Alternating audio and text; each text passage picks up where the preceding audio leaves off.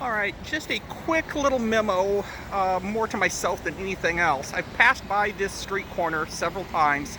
I've kept meaning to make a video about this, but an incident this past week has me thinking more about technological divide, and this street corner is the perfect personification of it. Now you can see just along here all these wires strewn up. That it's very low-tech, very slapped-together sort of engineering. But if you pan over just a little bit, there is nuclear power towers in the background, extraordinarily high-tech. So the contrast between the two of the low-tech wiring and the high-tech nuclear power plant was always a really interesting contrast for me.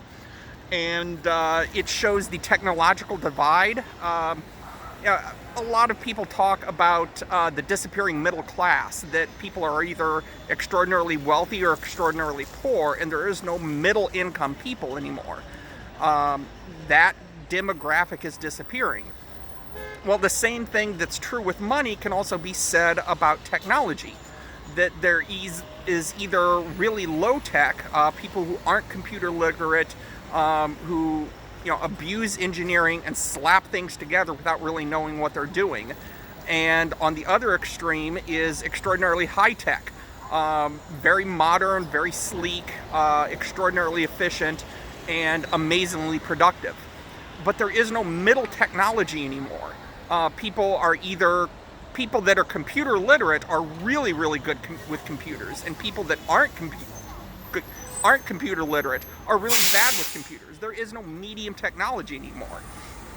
And with me teaching computers over the past 2 years now, one of my students this week, we are learning C++ programming using Visual Studio. Now, this is going to be hilarious for anyone who actually is computer literate. If you are producing something using Microsoft Word, you click File, Save, and it creates a .doc file. If you're creating something with Photoshop, you click File, Save, and it is a JPEG, .jpg file. If you do Excel, you click File, Save, it makes a .xls file. And whatever file is created by the program you're using, that's what you turn in as the homework. Well, if you are using if you are using Visual Studio, if you're writing code in the Visual Studio and click File, Save, it will create a .cpp file, and you turn that in just like you would with any other normal file. Oh no, that is not what the student did. The student wrote their code in Visual Studio, took out their phone, took a picture of the computer screen, emailed that picture to themselves, got the picture, put the picture copied and pasted into Microsoft Word. Once they're in Microsoft Word, then they click File, Save it as a .doc file.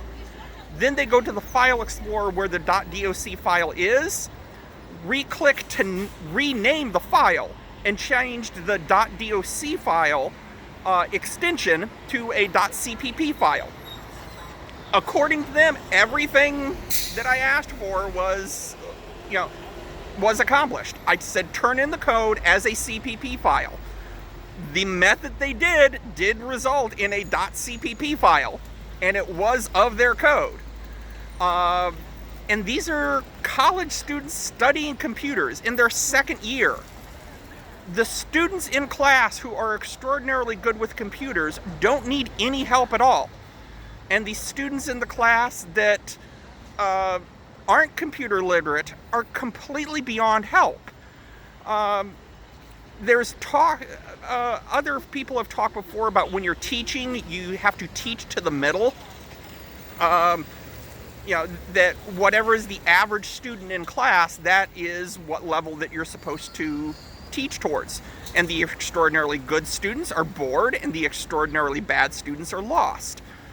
But increasingly, there is no technological middle class anymore.